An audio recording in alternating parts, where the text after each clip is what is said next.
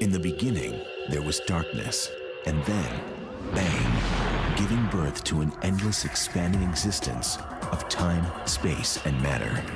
Now see further than we've ever imagined, beyond the limits of our existence, in a place we call the universe. In the distant corners of our solar system, ice giants Uranus and Neptune are violent worlds. Blanketed with smoky hazes, these outer planets are frenzied, turbulent, and unpredictable. Neptune claims the fastest winds in our solar system. Like an apparition, its great dark spot surfaces and vanishes without warning. Uranus's inner swarm of moons dash around the planet in less than a day, and collisions are unavoidable. The most controversial of the far-off planets isn't even a planet anymore. So why was Pluto demoted? The man who killed Pluto makes his case as we explore the outer planets.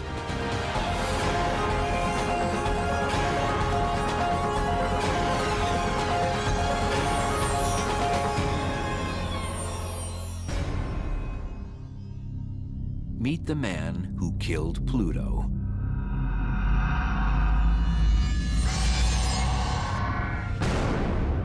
Pluto had it coming for a long time.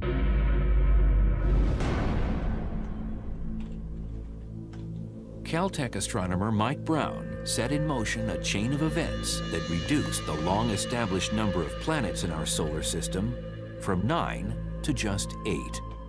Yet he feels no remorse. There was no way that Pluto could survive its status as the single lonely ice ball, but it was gonna fall, and it certainly fell.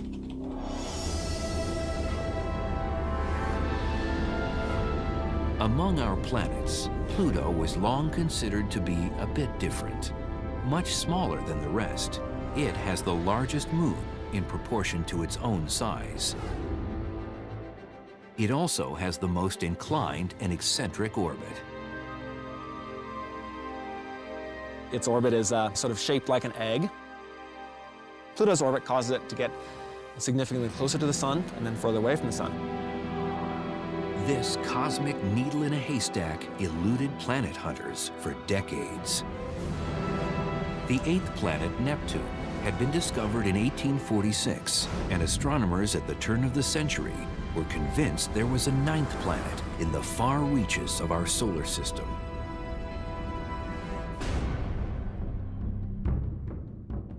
The search for Pluto was started by Percival Lowell at Lowell Observatory. He thought there was a planet X there that was perturbing the orbits of Uranus and Neptune. Before finding the elusive planet, Lowell passed away. But the observatory's research assistant, Clyde Tombaugh, continued his quest.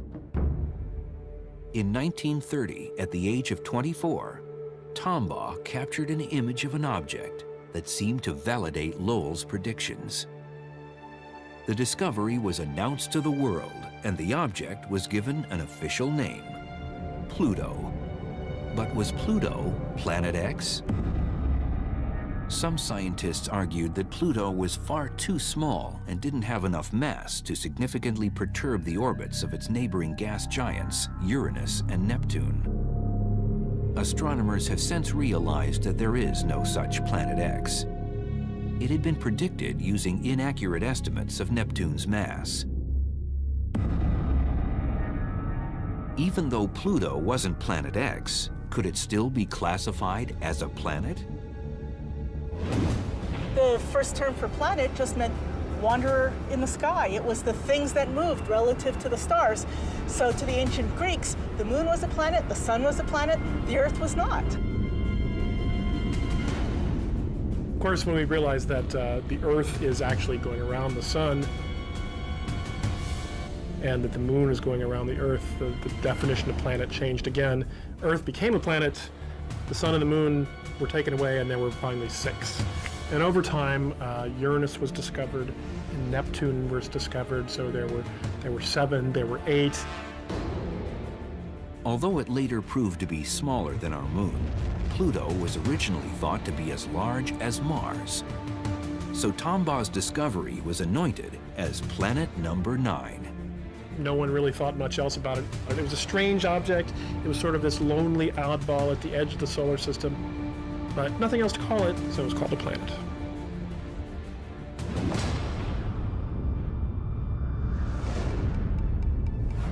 Because of its great distance from the Sun, Pluto takes its name from the Roman god of the underworld.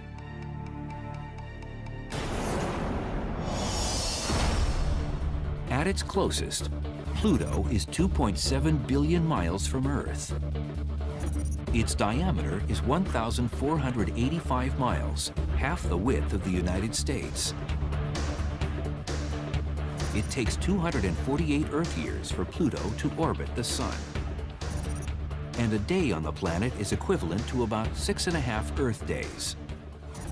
A 150-pound Earthling would weigh only 10 pounds on Pluto.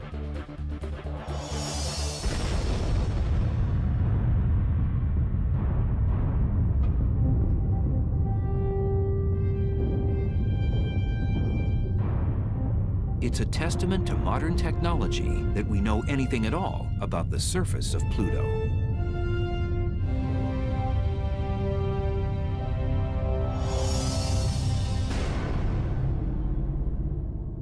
We can hardly see this thing. Even with the Hubble Space Telescope, we get maybe 4 pixels across, maybe 12 pixels total. But even with that, we see that parts of Pluto are as dark as coal and parts of Pluto are as bright as snow. Even from afar, scientists can measure the composition of the planet. They believe that the bright areas of the surface are made up of 3 types of ice. Well, one is carbon monoxide, one is methane, which is the same as natural gas. And then the third is nitrogen, the same stuff that we have breathing here in our atmosphere. The dark areas are probably solid rock. The darker areas are almost certainly silicates of some sort. Silicates not unlike the rocks that we see here. That means there's silicon in them and there's oxygen in them. We're up here in Rocky Mountain National Park in Colorado. There's some snow around, there's some rocks around. This is similar to what we're going to see on the surface of Pluto. A traveler to Pluto would find that despite the snowy surface, it is a very dim place. About 30 or 40 times further away from the sun than the Earth is. This means that the sunlight hitting the surface of Pluto is about 1,000 times fainter than it is on the Earth. It's maybe about the same brightness as being outside under a dim street light at night. You could probably, you could take a book, you could probably read it there. Take a headlamp though, take a flashlight, it'd help out. Its distance from the sun also makes Pluto one of the coldest places in the solar system, with a bone-chilling average temperature of minus 388 degrees Fahrenheit. And because of its small size and low density, gravity on Pluto's surface is far weaker than on Earth.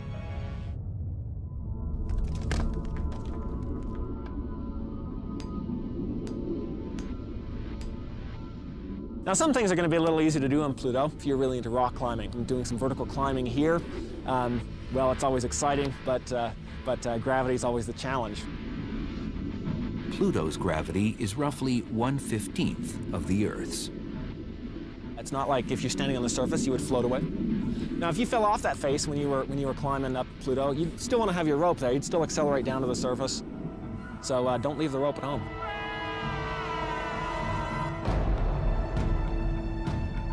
Scientists would love to chip away at the surface of Pluto because hidden within its rocks is a whole missing chapter in the history of our solar system.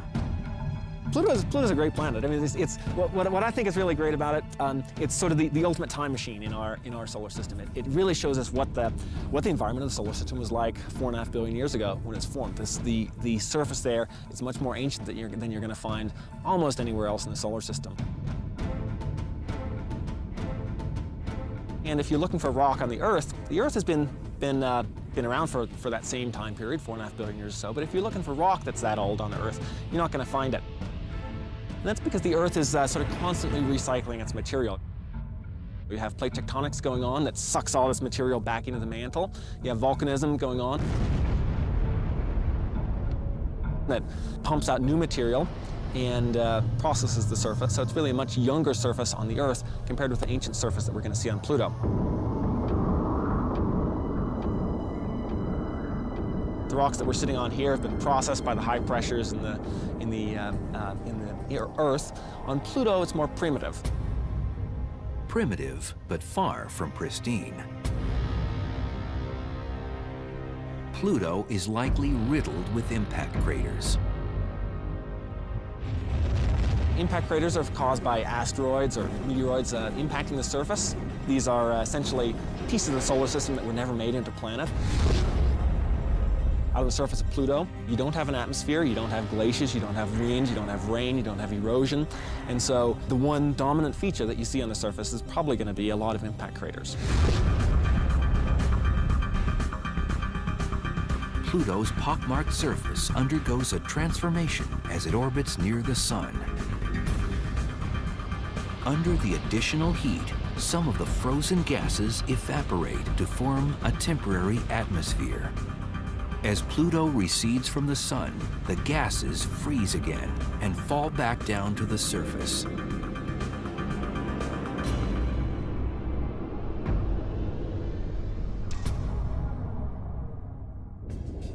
For more than 75 years, this far-out icy object staked its claim as our 9th planet. So why is this little piece of snowy rock now causing such controversy? Why was Pluto kicked out of the solar system's most exclusive club?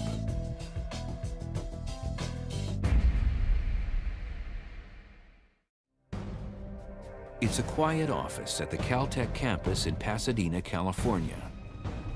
And it was from here that Pluto's demise as a planet began. But astronomer Mike Brown was never looking to destroy a planet. Equipped with Palomar Observatory's 48-inch telescope, he was seeking out Pluto-sized worlds at the far reaches of our solar system. And in 2005, he found one, an object bigger than Pluto, with its own moon, both orbiting the Sun. When I first found this thing that's bigger than Pluto, I was looking through the images that the telescope had taken just before, and I found it in the screen. And did a very quick calculation, realized it was bigger than Pluto. And the very first thing I did was picked up the phone and called my wife and told her I just found a planet. Indeed, if Pluto was a planet, and for more than 70 years it had been, then why wouldn't Brown's new world be considered a planet too? I thought it was the 10th planet. For a long time, that's how I described it. It was a planet, and so I definitely felt like I had found the 10th planet. It's 5% bigger than Pluto. It's probably made out of the same materials on the inside, rock on the inside, ice on the outside, and a little thin layer of frost on the very outside that sometimes puffs up into an atmosphere and sometimes doesn't. Very similar to Pluto in that way. It has a moon that goes around it once every 16, 17 days. Pluto has a moon also, so it's, in many ways, I like to think of it as almost as twins. This is just the twin that just ate a little bit more when it was a baby, got a little bigger. Brown considered naming his object Xena after TV's warrior princess, but eventually the name chosen was Eris, after the Greek goddess of discord. As it turned out, this name was entirely appropriate. The discovery kicked off a firestorm in the astronomical community.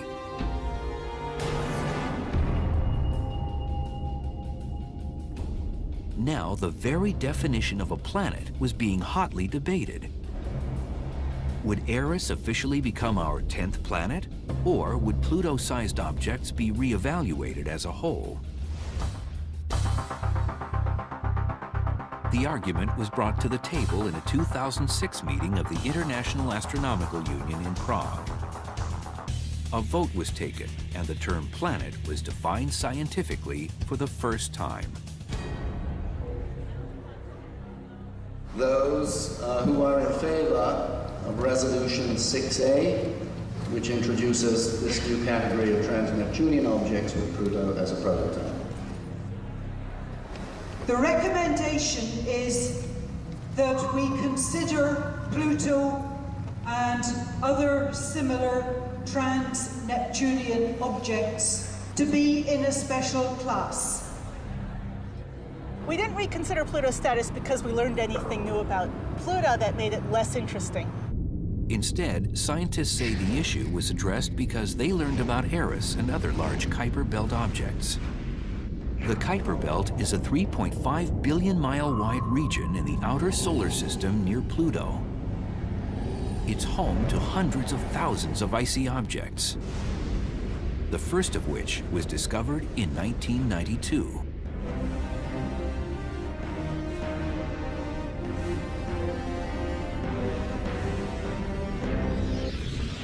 So historically, we've thought of the outer solar system where you've got Uranus and Neptune out there. There are these big gaseous planets, giant planets. And then just beyond that, you've got this little straggler Pluto that doesn't really fit into the picture. Well, now when we found all these other Kuiper Belt objects, what we're seeing is that maybe Pluto is really just the first of these many, many bodies of the Kuiper Belt that are this wide diversity of small icy bodies at the outer solar system.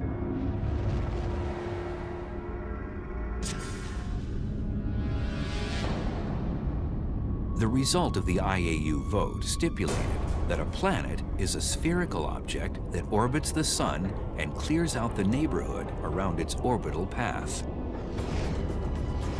Since the area around Pluto is full of other Kuiper Belt objects, the new definition would leave Clyde Tombaugh's great icy discovery out in the cold. Pluto's 76-year reign as the 9th planet was over. Our solar system would now officially consist of only 8 planets. Objects like Pluto and Eris were given the new classification, dwarf planets.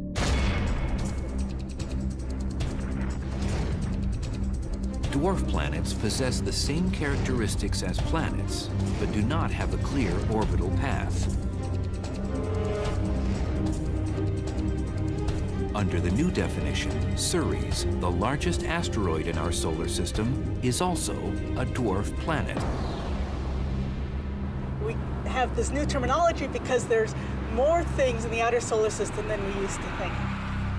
It's like all you could see was one skyscraper, and now all of a sudden you have a whole city in front of you.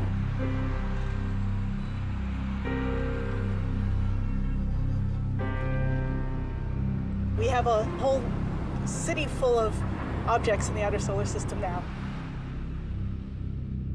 The IAU vote was meant to settle the debate on what constitutes a planet, but many scientists refuse to accept the outcome. There are astronomers who want it to be a planet still, and they just keep ripping those scabs off whenever possible, and they want to keep it fresh. I believe Pluto is a planet.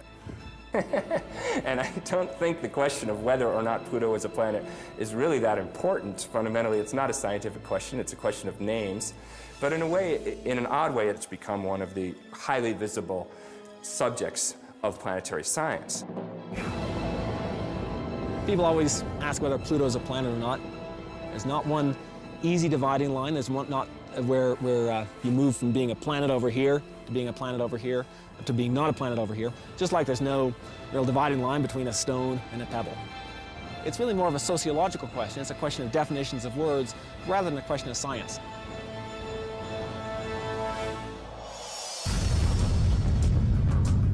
Although no longer officially a planet, scientific interest in Pluto hasn't waned. Even as the vote was being taken in Prague, a NASA spacecraft called New Horizons was already on its way to exploring this far-off world. The New Horizons mission will be the first spacecraft ever to visit Pluto. By going to Pluto, studying Pluto, it's no longer a mission to a singular object, but it's actually a mission to one of a class of objects that we'll get to learn about.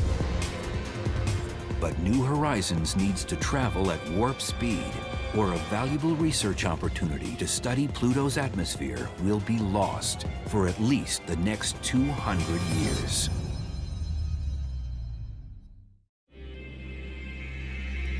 The New Horizons spacecraft is headed for a rendezvous with Pluto. We have confirmation of spacecraft separation. But scientists are trying to beat the clock. Because as Pluto recedes from the sun, its 62-year-long winter is coming. And when winter comes to Pluto, the dwarf planet's atmosphere will freeze and fall to the ground. If it collapses too much, it might just be a lot less interesting. You might not have as interesting chemistry, and we want to know what the temperature and the composition and the structure and the winds on the atmosphere. To get there in time, New Horizons is blazing through the solar system at more than 45,000 miles an hour. That's 12 miles a second. At that speed, a trip from Los Angeles to New York would take about 3.5 minutes. So this is the fastest spacecraft that was ever launched from the Earth. In fact, it took about 6 hours to get out to the 250,000 miles to make it out to the moon. You can compare that to the couple of days that it took the Apollo astronauts to get out that same distance. New Horizons will pass by Jupiter in just 13 months. But the outer solar system is so big that it's going to take us another 8 years to get to Pluto. Even with its unprecedented speed, New Horizons won't reach Pluto until July of 2015. Pluto's just a big mystery. It's exciting to me that there's a spacecraft on its way there, and that in a few years we'll, this sort of blank slate of a world will be richly filled in with pictures and detailed data. About 4 billion miles from Pluto, Uranus is a mesmerizing blue marble. And it's really strikingly beautiful and different from the other planets. It's a giant blue, pale blue, fuzzy ball sitting there in space against the darkness of space. And it's just that striking blue color and the almost pure featurelessness of it. It seems unreal. It looks as though it was sort of created by some movie special effects person. Because how could you have a planet that large and that perfect and just this giant featureless blue? Uranus is 1.6 billion miles from Earth. It has a diameter of nearly 32,000 miles, 4 times Earth's diameter. It takes 84 Earth years for Uranus to orbit the Sun. 1 day on Uranus is a little over 17 hours. If you weigh 150 pounds on Earth, you would weigh 133 pounds on Uranus. Named after the Greek god of the sky, Uranus has the most off-kilter axis of any planet in the solar system. At an angle of 98 degrees, the planet is actually spinning on its side. What that means is that at one time of the year, only one hemisphere is pointing towards the sun. The other hemisphere is complete darkness. The time for Uranus to orbit the sun is about 84 years, which means that for half of that time, of 40 years, one hemisphere is in sunlight and the other hemisphere is in dark. It's like the Arctic Circle on Earth, except for it's the whole planet. That tilt is so extreme that in a sense, the whole northern hemisphere is the Arctic, and the whole southern hemisphere is the Antarctic. Uranus owes its cool bluish-green color to methane. The methane absorbs red and orange wavelengths from sunlight, but reflects blue and green. And its soft appearance is due to something that's familiar to anyone who lives in a big city: smog. In Southern California, we're used to smog, which is photochemically produced haze material, which gives this hazy appearance in the atmosphere. This is similar to the atmospheres of the 4 gas giants. In the outer planets, there's methane, which is natural gas. Sunlight converts it to complex particles as well, which forms a haze, which is the reason the planets don't have a very sharp, but have a fuzzy look to them. Scientists speculate that Uranus and its celestial neighbor Neptune formed the same way. As the early protoplanetary disk of gas and dust in our solar system settled, Jupiter and Saturn gathered up the most material and became the largest of the gas giants. As Jupiter and Saturn's orbits grew, they destabilized the planetary system as a whole. Dynamic interactions pushed Uranus and Neptune outward to the edge of the solar system at an accelerated rate, where they feasted on icy objects.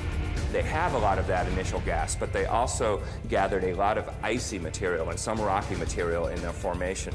So consequently, although they have this surrounding envelope of hydrogen and helium gas and some methane, some nitrogen, some other stuff, they also have a lot of icy material in the inside. These icy interiors have led some to call Uranus and Neptune the ice giants. But it's incorrect to imagine them as balls of solid ice that an astronaut could walk across. Well, if we dropped an astronaut or a probe towards the center of Uranus or Neptune, well, first of all, they'd be in a lot of trouble. There's really no solid surface that they could stand on. There may be a small rocky core at the center of these planets, but the pressure that they would be experiencing from the atmosphere overhead and this liquidy, icy region would crush them. It would be millions of times the pressure that we have from our own atmosphere, for example. So they would be flattened well before they ever reach the solid surface. While the other gas giants have wild weather patterns, Uranus seems to be relatively calm, and scientists think they know why. Uranus is unique among the gas giant planets in that it is the only one that doesn't have an internal heating source. Jupiter, Saturn, and Neptune all have heat coming from deep within the planet, and that helps drive the circulation, and it explains why we see a lot of the banded structure that we do on those other three planets. Uranus doesn't have this internal heating source. Uranus has another claim to fame, the way in which it was discovered by astronomer William Herschel in 1781. At the time, the only known planets were the 6 visible to the naked eye from Earth. But Herschel first laid eyes on Uranus through a telescope. Herschel was an amateur astronomer, professional musician, and an optician, so he had the knowledge and ability to generate the best telescopes in the world at the time. The discovery of Uranus was incredibly significant in the history of humanity because it was the first planet discovered by telescope, the first planet that the ancients didn't know about. In 1977, NASA's Kuiper Airborne Observatory made another exciting discovery when astronomers aimed their telescope at Uranus. They were planning to watch a fairly common astronomical event, the passage of the planet in front of a star. But as Uranus closed in, the star suddenly winked. In fact, it seemed to flicker on and off 5 times as it neared the planet, and then several more times as it emerged on the other side. What was the cause of this strange phenomenon? The flickering star was actually passing behind 5 planetary rings, features that had only previously been seen on Saturn. Subsequent observations from the ground and then the Voyager spacecraft confirmed the ring's existence. And observations made in 2005 from the Hubble Space Telescope found a second set of rings orbiting almost twice as far away from the planet as the previously known rings. Unlike Saturn's thick icy rings, Uranus's are dim and thin, comprised of dark, rocky dust. Some of Uranus's dusty rings were likely formed by the impact of a meteor or a comet with one of the planet's 27 moons. The inner rings could be the result of collisions between the moons themselves, especially the 13 that orbit in the planet's kinetic inner swarm. There are a lot of inner moons around Uranus, moons that are very small and close to the planet. They tend to have very fast orbits on the order of maybe a day. Other moons zip around Uranus in just 12 hours. By comparison, our moon circles a planet 4 times as small and takes 28 days to do it. With Uranus's moons speeding around the planet like race cars, it's only a matter of time before 2 of them end up in another cosmic collision.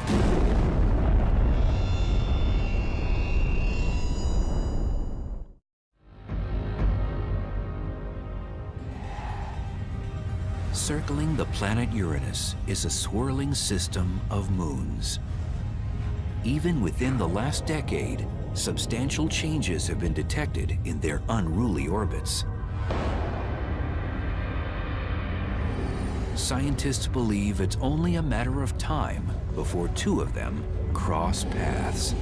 We can be very certain that in a period of a million or a few million years, that some of them will collide with each other. I'm thinking particularly of Cupid and Belinda, which are 2 small moons that happen to be orbiting very close to each other. Traveling at just a few hundred miles apart, scientists expect that at some point, these moons, due to gravitational forces that they impart upon each other, will eventually collide and rip each other apart.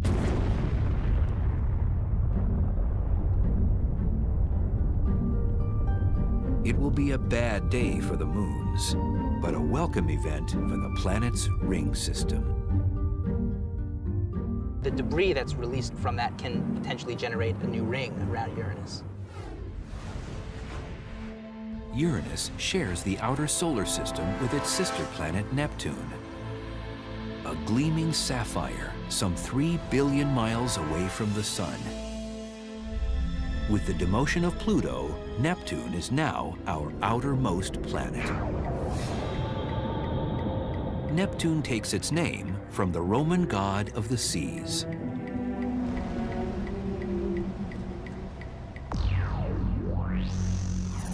Neptune is 2.68 billion miles from Earth.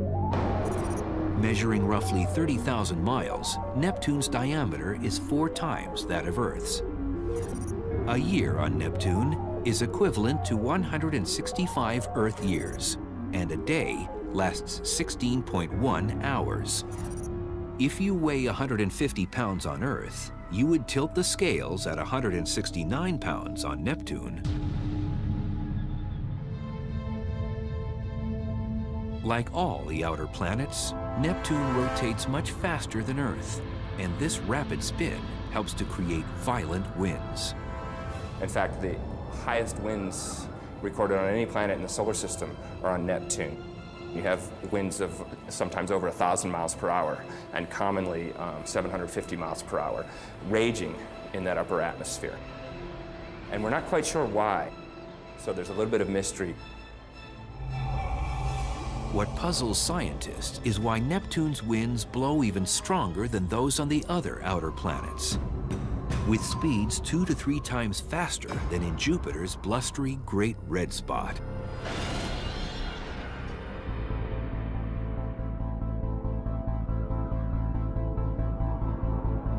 JPL researcher Michael Mishna studies what drives weather on other planets.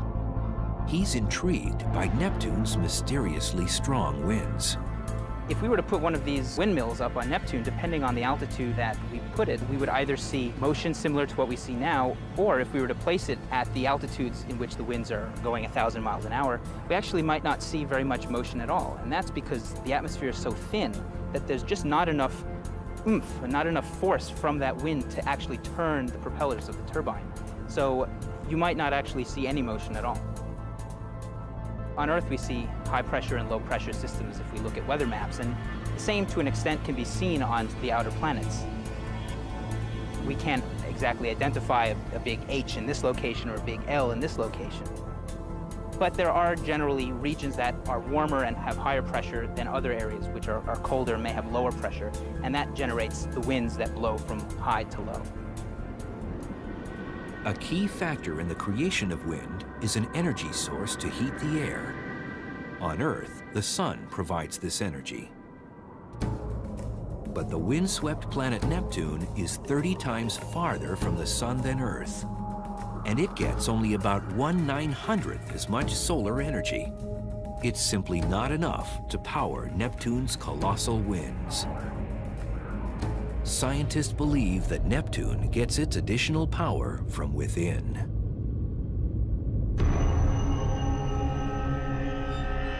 Measurements taken by Voyager 2 showed that Neptune radiates twice as much heat from its interior as it gets from the Sun.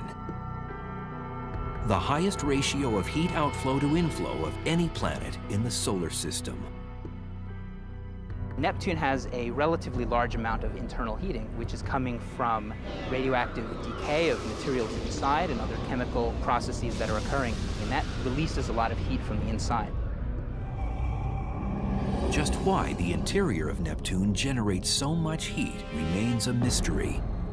It's led some to speculate that the planet is still in the process of forming, and the infalling gases are releasing heat as they are compacted by gravity.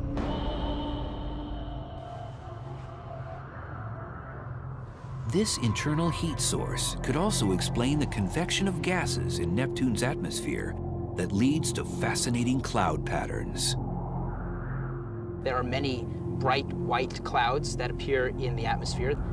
There are different regions of very bright and dark banding on the surface, so we'd be able to distinguish different latitudes by the brightness of the bands.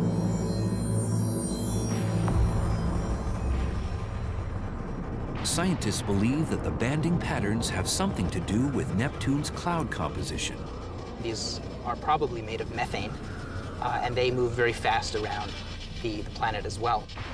Neptune's wind movement is unlike anything we are accustomed to. These are giant storm systems that would dwarf anything that we see on Earth.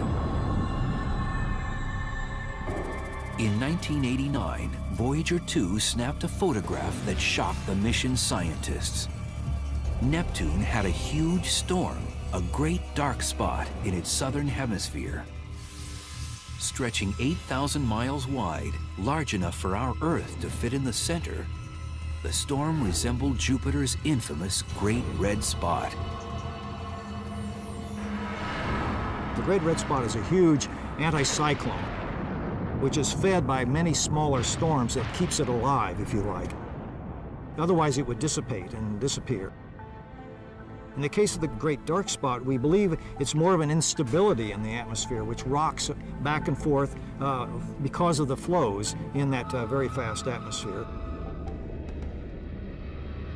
Just 5 years after the spot was first discovered, scientists were in for another surprise. The Hubble Space Telescope turned its eye toward Neptune, only to see that the largest storm on the planet was gone.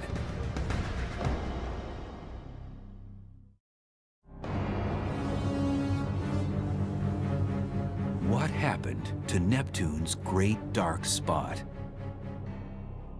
Within a span of 5 years, the largest storm on the planet simply vanished from the southern hemisphere. But that didn't mean the end of megastorms on Neptune. Astronomers using the Hubble Space Telescope observed that a new Great Dark Spot had appeared. But this time in the planet's northern hemisphere. It seems that on Neptune, the storm systems that manifest as these big spots you can see with a spacecraft or a telescope, they sort of come and go on shorter time scales than, say, the Great Red Spot on Jupiter, which has been there for hundreds of years. Not only are these storm systems transient, they're also eccentric. Scientists observed that the size of the Great Dark Spot oscillated by several thousand square miles within a span of just 8 days. The disappearance and reappearance and overall erratic movement make Neptune's storm systems some of the most unpredictable in the solar system.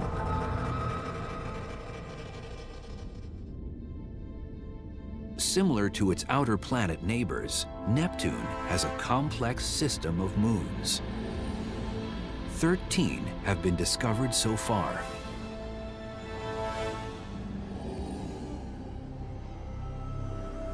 Some of Neptune's moons may have originally formed elsewhere in the solar system.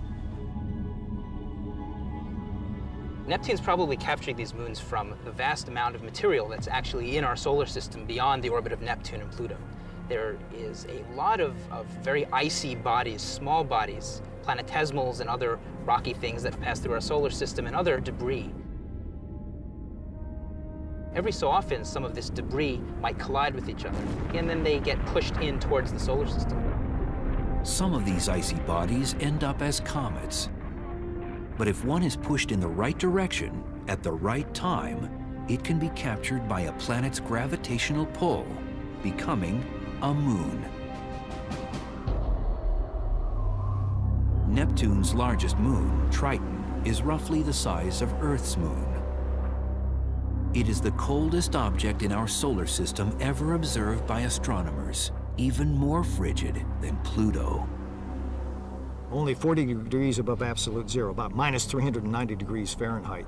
So cold that the nitrogen, which would normally be in a gaseous form, forms an icy polar cap on this moon. Triton's so cold primarily because the surface is so reflective. About 70% of the light that hits the surface of Triton is reflected back. And with that much light not being absorbed by the planet, it just gets very, very cold. Triton could well be similar in composition to Pluto. We see ices on the surface there. One of the fascinating things that we see on the surface of Triton are actually plumes, essentially volcanoes. And we see these plumes, we've actually seen them coming out in real time with the Voyager spacecraft when it went past Neptune and Triton. Unlike Earth's volcanoes, Triton's geyser-like eruptions spew a mixture of liquid nitrogen, methane, and ammonia. And an upsurge instantly freezes as it rockets 5 miles high into its thin atmosphere. Once airborne, the ice can be carried along for miles by winds in the atmosphere before snowing back down onto the surface.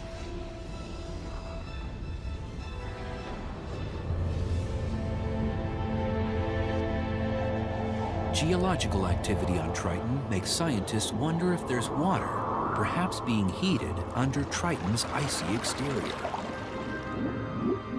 And as the theory goes, where there's water, life could be present. If that's the case, Neptune's largest moon could be home to one of the biggest discoveries of all time.